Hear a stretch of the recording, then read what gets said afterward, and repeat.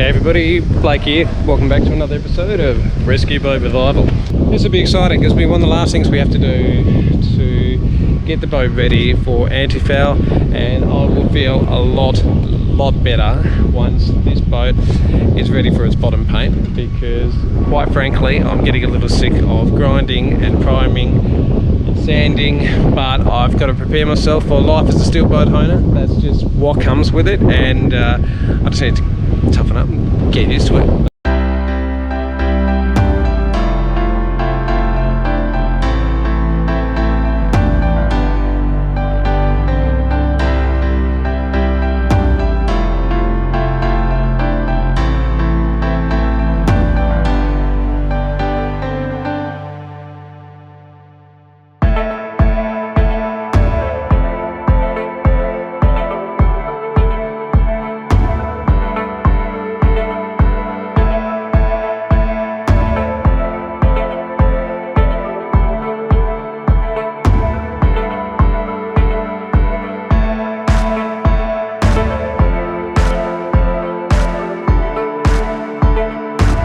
So today what we're going to do is spend a little bit of time preparing the rudders and the A-frames in preparation, basically getting back to white metal, where we're dealing with some of the areas of electrolysis and minor patches of rust.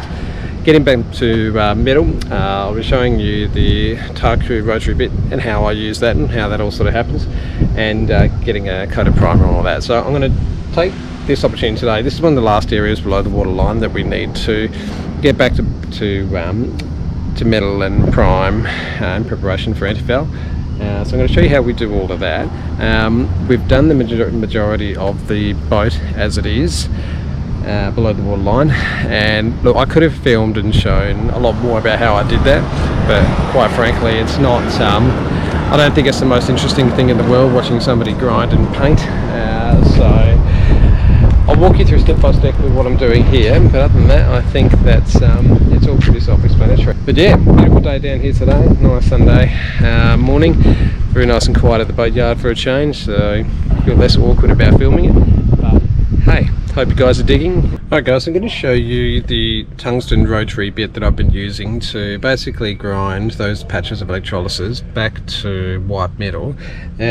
So they're called Tercoo. I'll put a link at some stage in the comments section.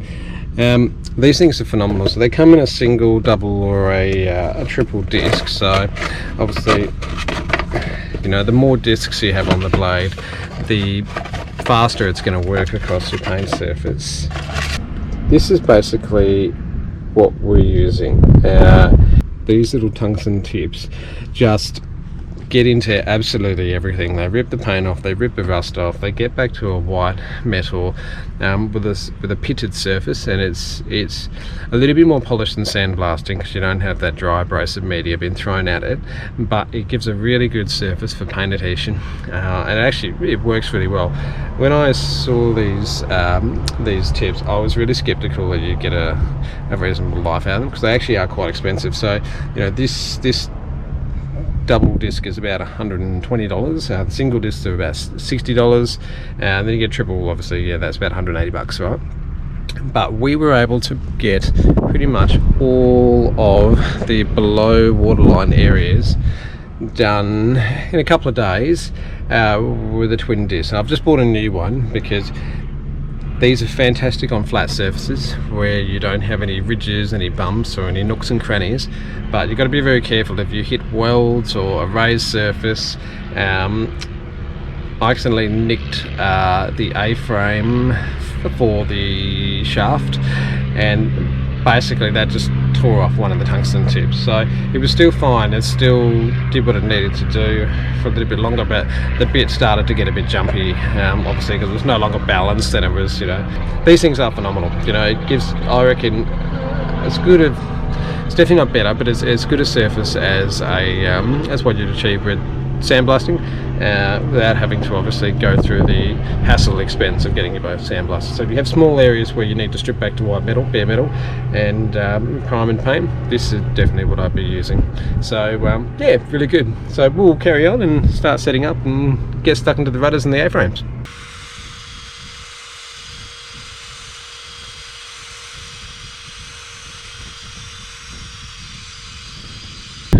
Alright everyone, I thought I'd just show what's actually happening under this paint.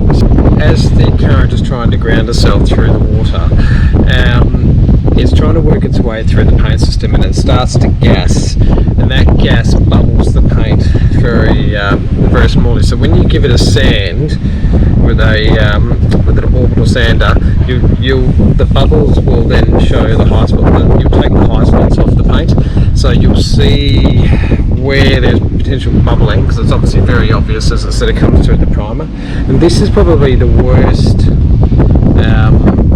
part of the bubbling in paint system. And as you sort of grind it away, I'm just going to get this very closely, you'll see as it starts to come away, you'll see the actual bubbles of where the paint or the primer, the first coat of primer, has come away from the steel, and that's what starts to rust. As water eventually penetrates, you get these little rust spots.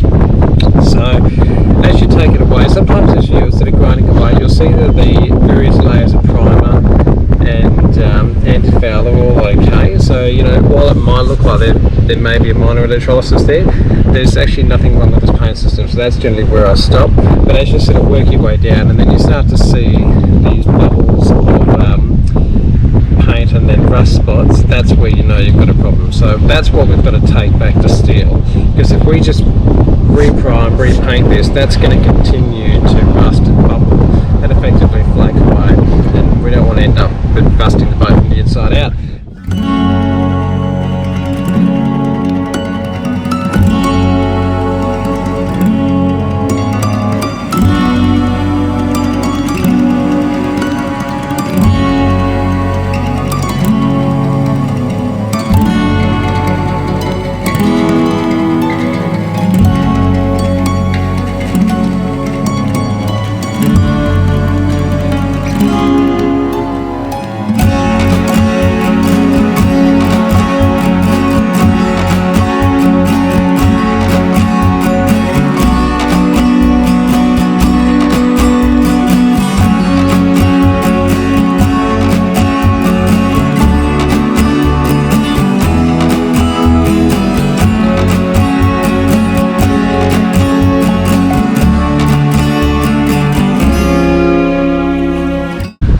So we're definitely getting there, which is good. So I thought I'd just run through very quickly just the tools I've used to prepare the rudders, which are now finally ready for priming. So basically, which you saw, we used the tungsten rotary bit to grind back all your large sort of flat areas, get that pitting and get them back to white metal, which is looking really good. I then used a wire knotted grinding bit, an abrasive grinding pad, so you can get cupped versions and you can get wheeled versions. I use the cupped version just to basically take off some of the paint and some of the rust and whatnot on the leading edges, and just some of the hard to get to bits up here. You've got to be a little bit careful when you use these. Well, they're very bloody dangerous, but when you use it, they tend to polish the metal, so they're great for skimming over things, just to skim over and take any light surface rust off. But if you keep it on a particular spot for too long, you end up basically polishing the metal, which isn't a very good surface for the paint to adhere to. So anyway, I'll rip around through that, and just to be safe, I then use just a 60 grit flap disc, just on a 100mm grinder. And then I use just that, just to run around the leading edges to make sure any areas that look like they were polished with a wire wheel were back, you know, to bare metal. They weren't polished, they had a rough surface for the paint to stick to. And they also went around where the original anti-foul primers were, and I've just basically used the flap disc to sand back and bare that off, so it's a nice smooth surface. So that way, when we've got the prop wash coming off the prop wash, we have a nice smooth surface to flow over the rudders, and the rudders should work, hopefully, as efficiently as possible.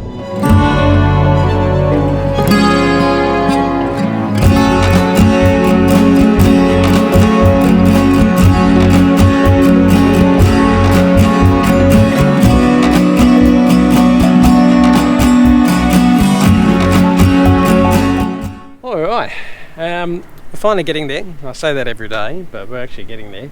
Alright, so yesterday I was running around like a mad shook. I had a lot of problems with the GoPro, so I couldn't get any footage, but basically I was able to fair and sand back the 2 coats of epoxy primer that went over the bare steel, and got the effectively where the epoxy goes overlaps onto the antifoul. I sanded those patches back so that we didn't have that overlap, so we didn't run the risk of the epoxy sort of peeling away from the antifoul over time, letting water in between coats. And so anyway, so that was done pretty nicely.